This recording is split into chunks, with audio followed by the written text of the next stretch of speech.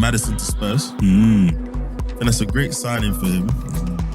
I've seen some conversations anecdotally about, again, fans. Why weren't there more people in for him? But we don't know. We don't know which factors Leicester got for him or not. But as we hear it was Newcastle and Spurs initially, and then Newcastle seemed to drop out. Maybe they spent all their money on Tonali. Not likely.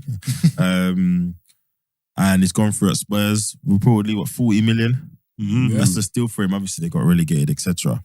So I guess a couple of things for me. What do we think of that as a signing for Spurs? I think they've missed this type of player for a long time.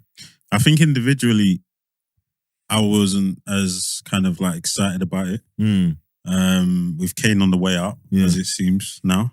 And Maddison coming in, I'm a bit kind of like, I was like, okay, how's this going to work out? What's this new look attack going to look like? But then they've also signed Maino Solomon. Who's an exciting winger.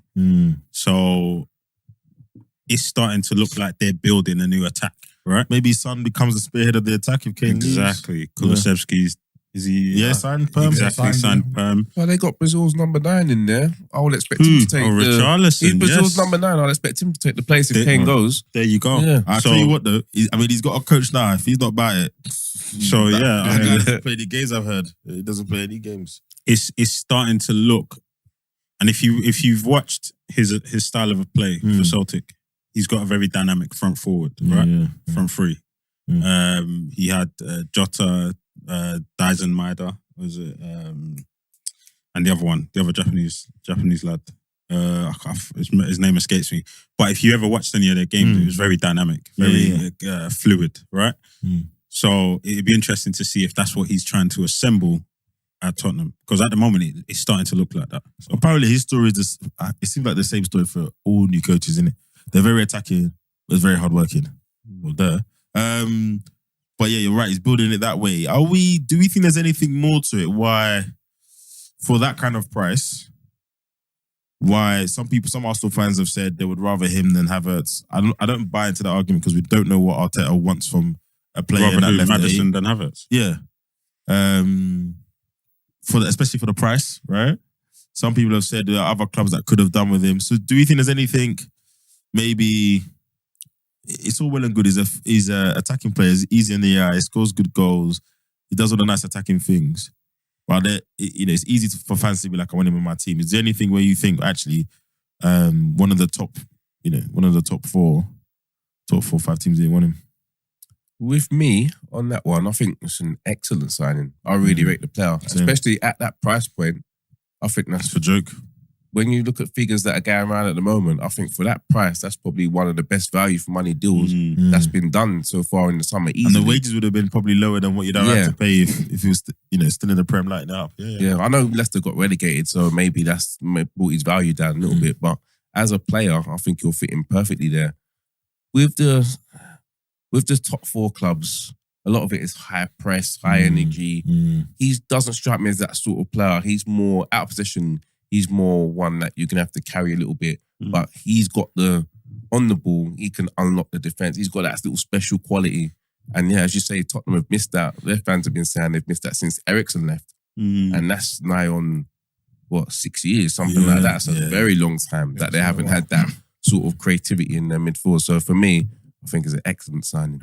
Yeah, I agree. I was going to kind of make the same point you did in terms of we don't know what he's like in a bigger team. I'm not saying he's been a luxury player at Leicester, but he hasn't really had to do like the hard graft, so to speak.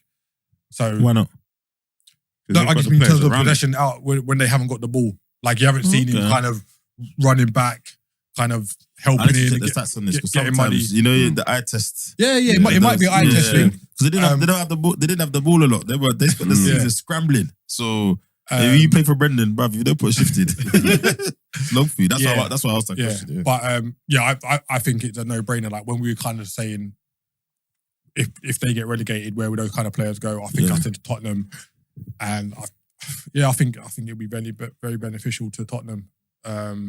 You know what I thought at one point? When people were quoting McAllister at 80 mil, saying it was going to cost you guys 70, 80 mil, I was thinking, why would you not look at a Maddison for obviously it eventually cost you something stupid like 35 mil. Probably might as well have gone to the pound shop. But when it was that kind of level of cost, I was thinking, well, is McAllister that much better than Maddison that you, as a club, you would? It's a big risk. I know he's won the World Cup, etc. But Brighton to Liverpool is a big risk where we've seen Maddison play over the years. And I did think at the time, that's the only time I thought, would Liverpool have a look at him? Would he have been on their list and say, actually, we could work with him off the ball and still get the good qualities from it? Obviously, eventually, McAllister for 35 mil, you take that. But let's look at Brighton over the last season, right? They played some really expansive football, exciting football. Yeah. McAllister's been an integral part of that team. For a couple of years as well. Under Potter, he was a bit further back in the field. De Zerbi's moved him forward. He's gone to the World Cup. He's done well. Been an integral part of that team as well. But for double the price, if that was that time when they were quoting that, say that again. For double the price, would we have paid 80? Yeah, at the time when people were rolling with that narrative, that's the only time I thought Maddison for Paul. That's the only because I thought if one was going to cost you 80 and one was going to cost you 40, 45. I think Maddison's been out.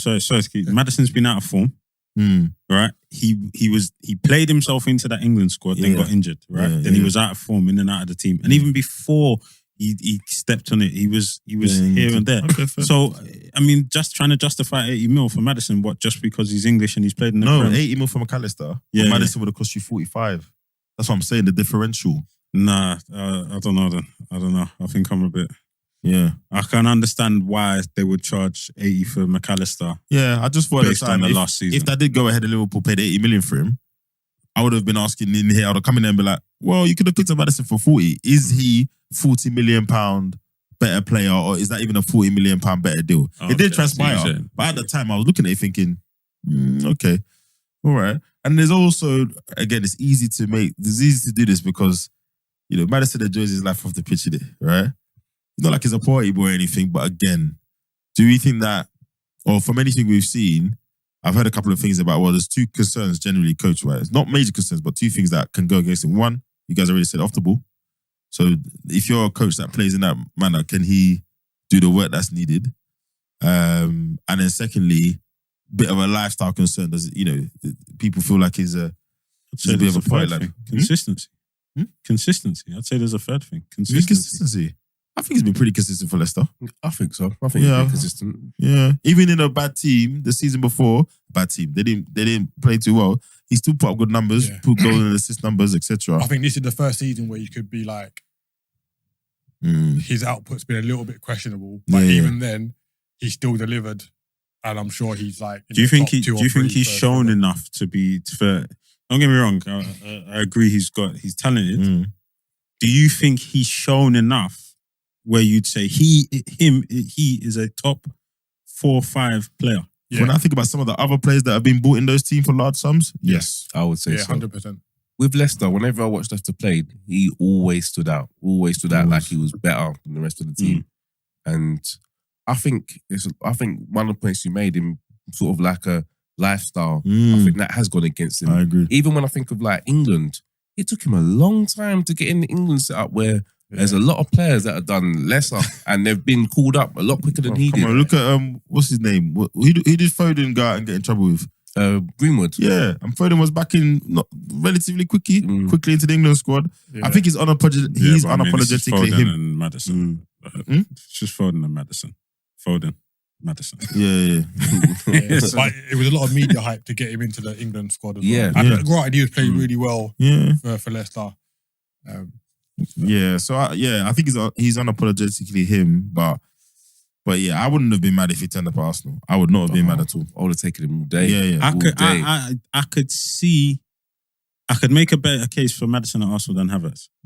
Yeah. If you're telling me Maddison or Havertz, I'm going Maddison all day. Yeah, and that's mainly because I've seen Maddison play across the front three. I mean, producing the prayer, not the front three, but like play across that kind of secondary attack three, right? So let's say like a 4-2-1, 4-2-3-1, and he could play the left wing, he could play the cam, he could play the right wing. Havertz, I've seen him as a striker, second striker. Yeah, and that's it. Yeah. The Havertz thing is, everyone keeps telling me about his off, like these coaches love his off when he's without the ball. It's meant to be crazy. So I think the biggest thing is he's a presence, right? yeah, massively. Yeah, that's something. To be honest, once you take Xhaka out that kind of left 8 and in that picture, well, everyone's what 6 foot less, 5 foot 11, 5 foot 10. I see him. His versatility is going to be probably the best thing that we've got out of him, but. I'm not sure he's going to start. I don't see him starting. I mean, if the reports are correct and he's your highest paid player, well, he's starting. I don't think he's the highest paid player. I don't. Where in that left 8? Yeah. I mean, the Xhaka deal's almost done, right? Yeah, Ben. Xhaka's agreed going today. So, but that comes with defensive responsibilities as well. Yeah, which is what they like about him. Apparently, he can put the yards in. Oh, well, I'm interested to see it then. Yeah. We'll have to see. I'm with that. That was my concern as well. Yeah. I'm the loudest anti-Arteta man, but boy, after last season, he can do what he likes, bro. To a certain extent, I can't. A lot of the transfers we were chatting rubbish about, they've come true largely. And the ones that haven't are not his fault. Tomiyasu injuries, what can Arteta do? Ramsdale's come through apart from that one pass, which ruined everything. So yeah, okay. Well, let's see where Maddison goes to Spurs. I think it's a steal, and I know it doesn't work like that. 40 million is still a lot of money, but if he doesn't turn out to be who we thought he'd be in the big scheme of thing, he spent 40 mil.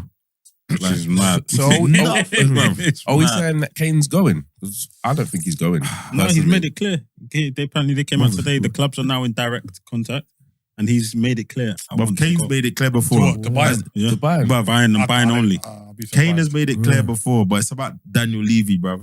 That he must be the hardest guy in the game. Him and what leverage does he have? What's the guy in France? Was it Marseille? Which was the team in France, and that owner is known Leon. Yes. Leon. Daniel Levy and the guy at Leon and the guy at Napoli. See them three, bro. If you don't come with the correct money, he's not leaving. I don't care. Look at Koulibaly. What leverage does he have? Who? Levy. Well, you're contracted to be, bro. 1 year to go. But the I business is could making walk out money. of here for free. How much would you pay for him? How much would you pay now with 1 year to go? Because they're talking about they want 100 million. I'm like, what? Yeah, but No. Again, but I can do that. He's tops. Harry Kane. 70 top. He's England's best striker since Shearer, Yeah. right? How old is he? 29? No, fair. Arsenal have just Fair. bought a player. 30. Arsenal have just signed a player who hasn't kicked a ball in Champions League for 100 million in the last year of his contract. And I've got Harry Kane. Bro, you have to bring that money. You must. So if Bayern pay 100 mil for him, I'll be shocked. But he would be their Lewandowski replacement. right. That's what they suffered last season. That's what they suffered last season. When you listen to They didn't have an out-and-out 9. They missed Lewandowski big time. Thing. Yeah. It didn't work. So they would argue if we paid 100 million, that might be the piece we need for Champions League to really contend in the Champions League again. But I think they want agree with him. you. I think they'll be outpriced. I think every week that goes past, he's not. Sorry, I don't mean to laugh, but that is funny. But if they keep him, Tottenham, that's a proper attack that they've got. It's just down the other end. I don't know. Down the other Okay, end. all right. Now coming back to I'm this. with you. I'm with you. Coming back to this and I know what he's gonna Postecoglou's style of play. I know what you're gonna say. I don't think he's fluid enough. I think he's too much of a target man. And yeah, I think that's where the struggle will be. I think he will have to adapt his style a little bit. But I have the record saying I actually think in the medium to long term they'll be better off. At some point he's got to leave. This So is just it. Rip the plus off. Take the money now. Let my man come in. He's got Son. He's got Richarlison. Maddison is there. My man's coming back from Napoli. What's his name? Oh, Ndombele. Yeah, Ndombele's coming back from Napoli. Like, let him just take the pain now. It's coming sooner or later. Just take the pain now.